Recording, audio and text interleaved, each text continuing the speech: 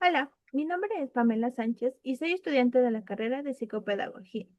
En esta ocasión me encuentro realizando una entrevista como parte de la actividad correspondiente al tema Fundamentos para la construcción del documento individual de adaptación curricular. El objetivo de esta entrevista va a ser el conocer desde la experiencia de un profesional del área educativa el proceso de la elaboración del documento individual de adaptación curricular, los criterios que se consideran para su construcción, su importancia como herramienta para garantizar la educación inclusiva y una atención pertinente a los estudiantes con necesidades educativas especiales. Entonces, como introducción, la educación inclusiva siempre ha buscado garantizar que absolutamente todos los estudiantes tengan este acceso a una educación de calidad, respetando sus características, ritmos y necesidades de aprendizaje. En este contexto, el DIAC constituye una herramienta fundamental que nos va a permitir esta planificación, el registro de las adaptaciones curriculares y el cómo vamos a favorecer el aprendizaje y la participación de cada uno de los estudiantes. Entonces, como objetivo, vamos a conocer mediante esta entrevista al profesional del área educativa los fundamentos para la construcción del DIAC, identificando criterios, procedimientos y los actores involucrados en su elaboración. Por favor, en este caso, ayúdeme Daniel Sares para que me ayude presentándose. ¿Cómo está? Bueno, mi nombre es Daniel Suárez, soy docente de lengua y literatura, trabajo en la unidad educativa Luciano Andrade Marín, tengo 4 años trabajando en esta institución, eso sería todo lo que puedo decir. Listo, no se preocupe. Entonces, en este caso vamos a empezar con 6 preguntas. Primero, ¿qué es el documento DIAC y cuál es la finalidad dentro del sistema educativo ecuatoriano? Mira, el documento, el DIAG en este caso, es un documento que nos sirve principalmente para identificar los problemas con los chicos de necesidades especiales, en el cual nosotros adjuntamos y ponemos en sí, en síntesis, todo lo que se debe planificar y trabajar durante el año escolar, siempre partiendo desde el informe en este caso del docente psicopedagogo, del docente de apoyo, quien nos brinda a través de este informe, nos brinda las recomendaciones y las adaptaciones que se debe hacer con respecto al estudiante. En este caso, en mi área de lengua y literatura, sería trabajando de acuerdo a estas recomendaciones. Listo, ya.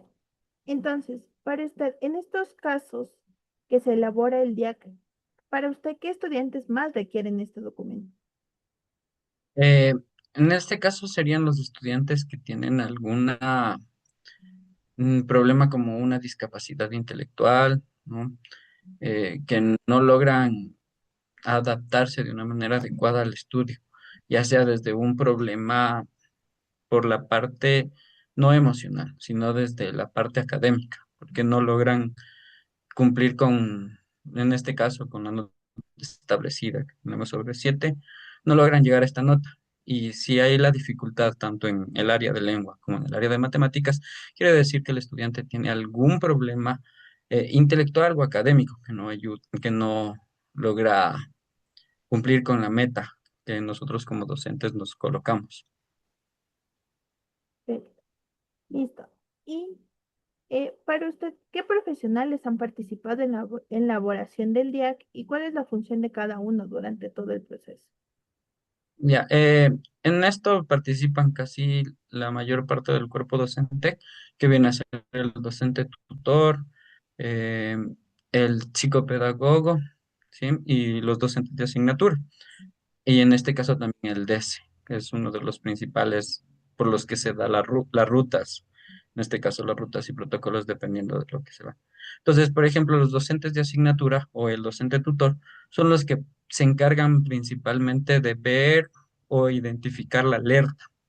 Y con esta alerta se envía directamente ya sea al DC y el DC hace la derivación directo al psicopedagogo, que el psicopedagogo se encarga principalmente de hacer la evaluación psicopedagógica, que esta evaluación nos da ya los resultados de por qué el estudiante, cuál es la dificultad que tiene el estudiante y que muestra el estudiante.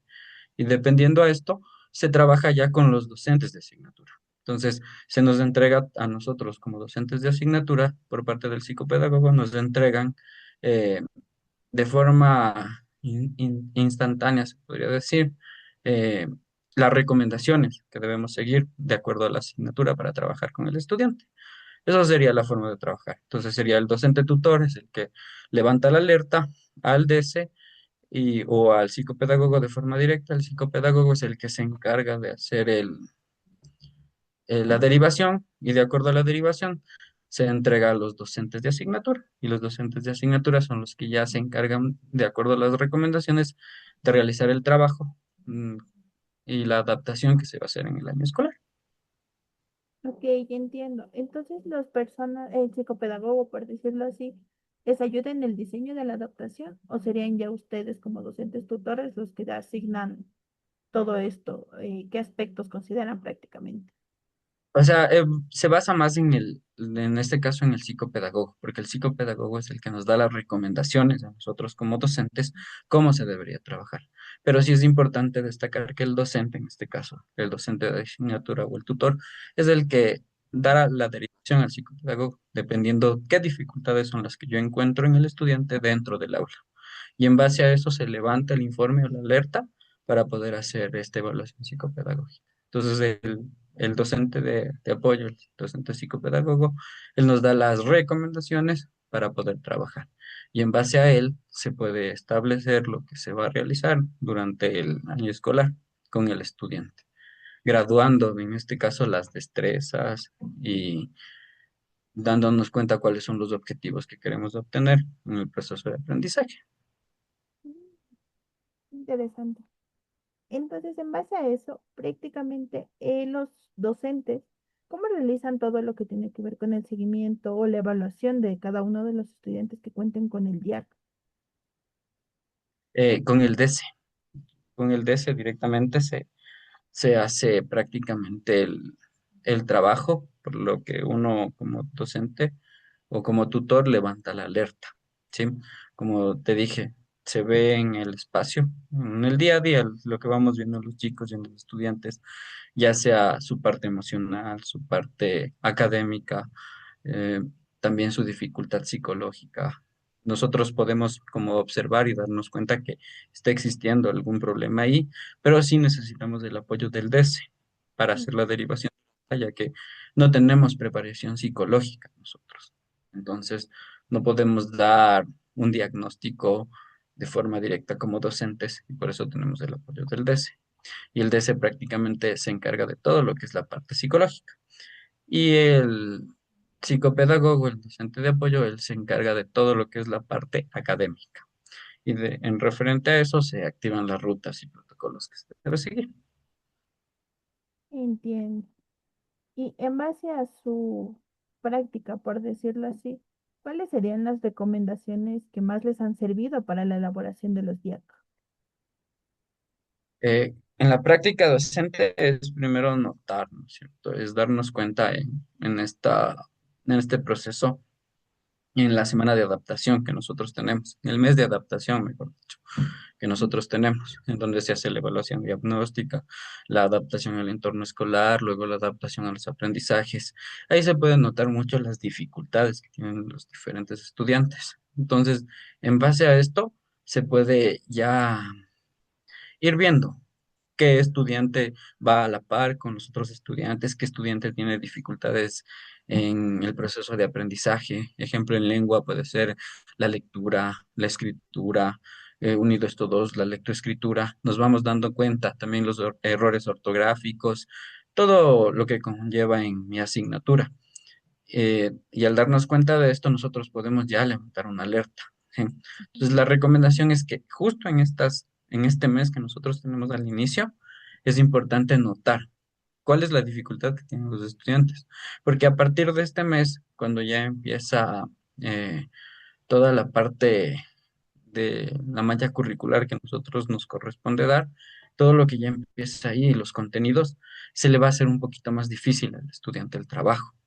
Entonces, De acuerdo con esta semana de adaptación, nosotros ya podemos ir graduando todo el contenido académico para que el estudiante pueda entender o interpretar la información de una forma más fácil y sencilla, utilizando diferentes recursos. Ok, listo. Entonces, en base a esto, por favor, le había solicitado que me ayude con un ejemplo de cómo ha elaborado un DIAC. Entonces, por favor, si puede, ya puede proceder a presentarme y a ayudarme. Ya, listo, ahorita le voy a presentar. Y entonces, en este caso, el licenciado David, uy, uy, Ya, a ver, eh, nosotros aquí tenemos prácticamente un DIAC, que es el documento individual de adaptación curricular. Aquí se elaboró a un chico que él tenía el cociente intelectual limítrofe y rasgos de TDAH.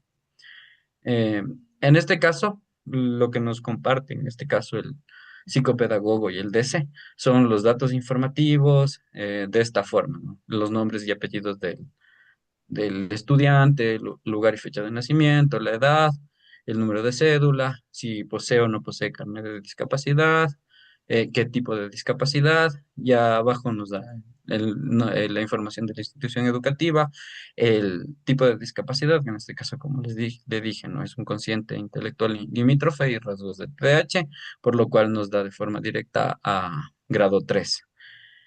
También nos da el tutor, que en este caso era una compañera, y el curso al que pertenece el chico. En este caso no nos dan mucho la información el DS referente al, al resultado de la evaluación psicopedagógica por temas de que como que no se puede saber esto de forma muy general en algunas situaciones. Por eso nosotros comenzamos el documento, el DIAC, desde los puntos 7 que son, desde el punto 7 que son las recomendaciones.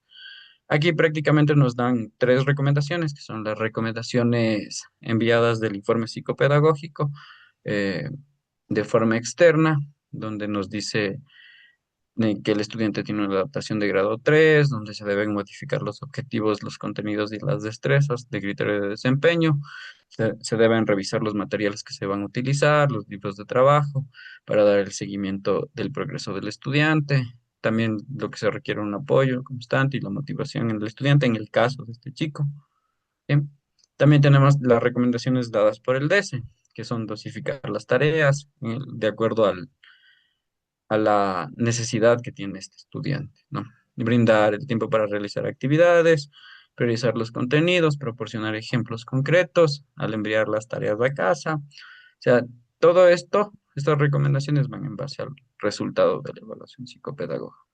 Entonces, tenemos aquí las recomendaciones por el DS, luego tenemos las recomendaciones para la evaluación, en el caso de que ya se tomen las evaluaciones sumativas, que nos dice que es importante tomar en cuenta las siguientes recomendaciones para la evaluación. Es asegurarse que comprendió las instrucciones antes de iniciar la tarea, brindarle apoyo cuando lo requiera de manera individual, priorizar los resultados cualitativos sobre los cuantitativos y adecuar la forma de valorar en función de las potencialidades del estudiante.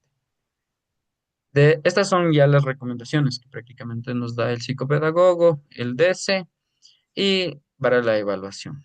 En el punto 8 nosotros ya identificamos, aquí ya viene la parte que realiza el docente, donde nosotros identificamos las potencialidades y las necesidades educativas del estudiante. Entonces, las potencialidades que se identificó en este caso en el estudiante fue que él escribía letra imprenta y los rasgos eran legibles. Esa era una de las potencialidades que tenía. También tenía que él era participativo cuando se le motivaba al logro, que mantenía una comunicación asertiva con él o el docente cuando se le explicaba o se le orientaba, que tiene un autocontrol en las reacciones en proceso y el fortalecimiento, y que las habilidades sociales, tiene muchas habilidades sociales en su desarrollo. Las necesidades educativas que presentaba en este caso el estudiante en la lectura. Nos pudimos dar cuenta que él tenía un bajo nivel de comprensión y retención lectora. También evidenciaba errores ortográficos, omisiones de reglas de puntuación y tildes. tenía una confusión entre las letras de forma del sonido semejante, que era la G, la J, la L, la Y, la G, la H, la M y la N. Tenían entre los sonidos de estas letras, él se confundía mucho y escribía las palabras como él escuchaba, ¿ya? Mm, sí. También tenía un rasgo de déficit de atención y una hiperactividad. Él estaba en primero de bachillerato, como pudimos ver, pero tenía estos rasgos, ¿no? Se desconcentraba mucho, pero tenía esta necesidad de estar haciendo algo, entonces la hiperactividad que siempre estaba presente. Mm, También tenía un debido a su baja de atención, no podía recordar con facilidad los temas y los contenidos a tratar. Entonces, este déficit de atención que él tenía le dificultaba para recordar lo que íbamos a tratar, los temas y los contenidos. También tiende a tener baja tolerancia en la frustración cuando no lograba cumplir con los objetivos. O sea, cuando no lograba establecer un trabajo o algo, su tolerancia era como que se frustraba y le costaba adaptarse mucho a los cambios. Es decir, cuando íbamos a empezar un tema nuevo, una clase nueva, ya dominaba, digamos. No dominaba, pero ya tenía más o menos un sentido de lo que veíamos anteriormente y cambiábamos a otro tema y a él le costaba empezar a adaptarse. Entonces, esto es lo que nosotros pudimos ver, que son las potencialidades y las necesidades educativas. Después de esto ya tenemos las adaptaciones de acceso. Es decir, aquí vamos a ver qué recursos necesitaba el estudiante durante el proceso de aprendizaje. Entonces teníamos los recursos técnicos, recursos humanos y recursos didácticos. Cuando hablamos de los recursos técnicos, hablamos de los espacios, ¿no? ¿Qué necesitaba el chico? Si es que que usaba silla de ruedas, si es que utilizaba andador o bastones y se iba marcando con una X de acuerdo a esto. Para él se trabajó con material didáctico, entonces esto era un recurso técnico, por lo cual se marcó aquí con una X. Los recursos humanos, él necesitaba apoyo del psicólogo, sí, en este caso del DC, y también del psicopedagogo para que nos establezca qué se debe trabajar, si estaba bien trabajado, en caso de que él también quiera hacerle seguimiento y todo ese tipo de cosas. Los recursos didácticos, sí, los recursos didácticos que se trabajó con él eran los videos, sí. Todo esto estaba en las adaptaciones de acceso. Los aspectos de la comunicación, en este caso yo como docente, eh, era importante que utilice frases sencillas y precisas y claras al momento de explicarle o entablar una comunicación con él, con la finalidad de que las disposiciones, eh, las reglas en el aula, todo esto pueda ser entendido de una manera fácil para él, ¿sí? Y así de esta manera él puede actuar siempre eh, de una forma fácil y sencilla. Luego tenemos la adaptación curricular, que en este caso, mm, en la asignatura de lengua, sí pudimos darnos cuenta que él estaba dentro del grado 3 y también gracias a las especificaciones del DC se le puso y se marcó aquí directamente en el grado 3. En el nivel de competencia curricular, ¿ya? Lo que yo me pude dar cuenta fue que el estudiante presentaba un nivel de competencia curricular correspondiente a básica media y con cierta dificultad a nivel superior. Es decir, que él estaba en bachillerato, pero mm, esta parte intelectual, sus conocimientos estaban dentro de la básica media y en la parte del nivel superior, que es la básica superior. Entonces sus conocimientos estaban como un poquito retrasados debido a su discapacidad o en este caso a lo que él tenía. Las sugerencias metodológicas y las estrategias pedagógicas que se utilizaron fueron otras estrategias, las cuales se describe aquí, que fueron las metodologías, fueron metodologías activas, ¿sí? Que se dio una enseñanza colaborativa. ¿Por qué se dio esta enseñanza colaborativa? Es decir, como parte del trabajo, se necesitó apoyo del docente tutor, apoyo en ocasiones de otro compañero, para que él pueda ir desarrollando de manera eficaz su trabajo dentro del aula, ¿sí? Y orientándose de una forma clara lo que tenía que hacer. Entonces, esta enseñanza colaborativa nos ayudaba a que, por ejemplo, cuando hacíamos trabajos en grupo con él, él pueda adaptarse de forma rápida a los grupos y con ayuda de un compañero, con ayuda del profesor, se pueda apoyar y de esta forma él entender lo que tenía que hacer. También se utilizó las estrategias mnemotécnicas. En este caso, era importante hacer esta estrategia para crear los datos de una manera corta, para que él pueda lograr una construcción, ya sea técnica de la oración creativa, casilleros mentales, relación de palabras, que esto le ayudaba a él a poder guardar de forma más directa la información, de acuerdo con lo que él iba aprendiendo, y de esta forma él veía las fichas y ya recordaban, este tema era esto, de esta manera yo puedo presentarlo. mm.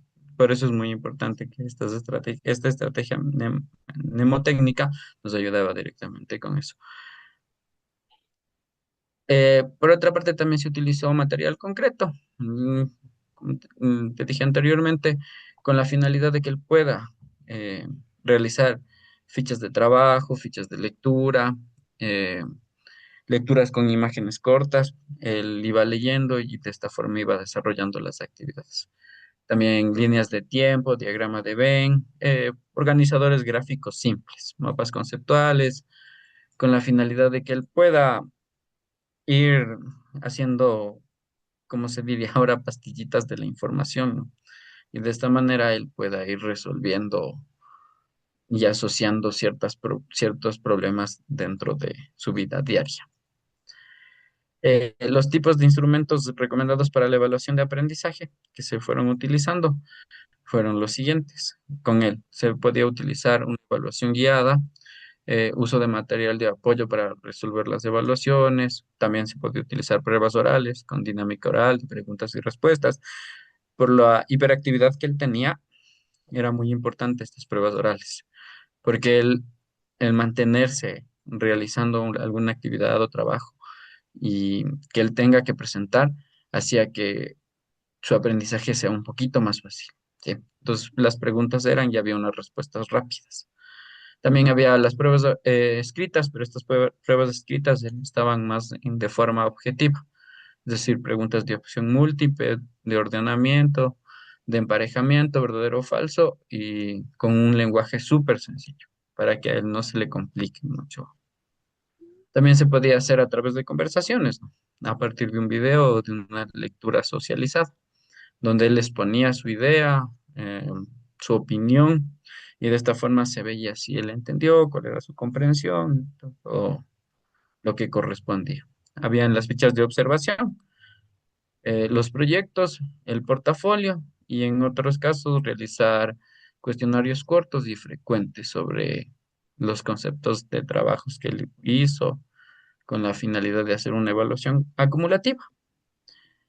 Mm. Esto prácticamente es todo lo que te puedo decir que son los pasos a seguir o lo que se va a ir desarrollando en el día de un estudiante. En este caso es de un estudiante de la institución en la cual yo trabajo. Ok, entiendo. La verdad me parece muy interesante cada una de las actividades que se utilizaron. En base a lo que hemos revisado, por ejemplo, en base a las enseñanzas, tanto la colaborativa como la mnemotécnica, esas fueron dos actividades que le sirvieron mucho al estudiante. Sí, de hecho, como te expliqué, la colaborativa era como entre el docente de asignatura, en este caso yo, el docente de asignatura y los compañeros que le ayudaban a él también en el trabajo, se aplicaba esta enseñanza colaborativa, porque es la colaboración del docente, la colaboración de un estudiante, en la cual ayudaba a que él pueda comprender. Entonces, si no entendía lo que le decía la compañera, automáticamente se acercaba a mí y yo le explicaba. De esa manera, él tenía dos puntos de vista para que poder desarrollar la actividad y desarrollarla de una forma más que adecuada, de una forma en la cual él vaya entendiendo. Porque tener dos puntos de vista le ayudaba a poder entender mejor el objetivo. ¿Sí? Y Mm. había muchas veces que él desarrollaba ya de forma, se podría Autónomo. decir, autónoma. Ajá, que Mm. él cogía y ya sabía lo que tenía que hacer, entonces se ponía y trabajaba con una compañera o un compañero que ya él ya identificaba y ya tenía Entonces él decía, yo voy a trabajar con él y no había inconveniente ni problema porque él trabajaba. Ok. Y la última pregunta Y en en, base. Sí, ya, continúa. No, déjame. en cuanto a la ficha mnemotécnica que me dijiste, estas fichas mnemotécnicas son súper útiles en esta parte de el déficit de atención que tenía él, porque como él coloca la información que él entendió, o en este caso que él pudo sacar de los trabajos que hacía, le resultaba más fácil para presentar, como por ejemplo exposiciones o conversaciones o cosas así, le resultaba un poquito más fácil porque él iba a las fichas, leía y de esta forma iba desarrollando lo aprendido.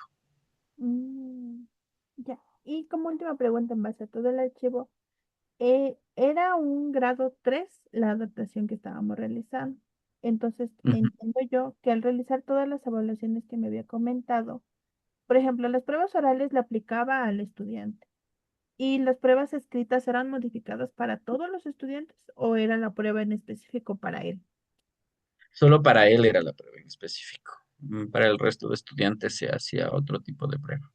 Por eso Mm, la prueba para él era una prueba objetiva, una prueba mm, súper sencilla, con un lenguaje muy sencillo para que él pueda entender de forma clara y no se le complique al momento que él vaya desarrollando la prueba. mm, ya.